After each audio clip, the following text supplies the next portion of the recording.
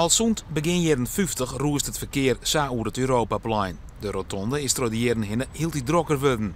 En dat vreegt om aanpassings. De matten zijn de turborotonde komen. Dat zorgt voor een betere terugstreming. Omdat het verkeer al voor het oprijden de juiste rietstrook kiezen moet. En is boppen dat veiliger, omdat auto's net meer samen van baan verhoren kunnen.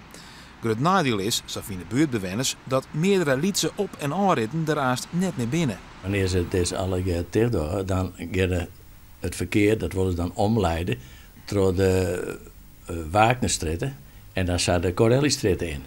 Dat is gewoon te volle voor deze straat. Ik heb hier een hotel van 45 kamers.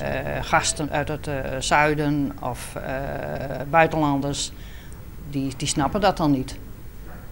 Dan moeten wel hele grote borden komen waar het Eurohotel, hoe ze daar moeten komen. Ondernemers en bewoners op het Europaplein binnen poerlelijk. Maar ook bij buurtvereniging Westenkwartier komen klachten binnen. Vooral omdat er een soort extra stoepverkeer in de week verwacht wordt. Want het aantal ontsluitings van de week wordt minder. En dat betekent dat er een hele oren verkeersdruk ontstiert.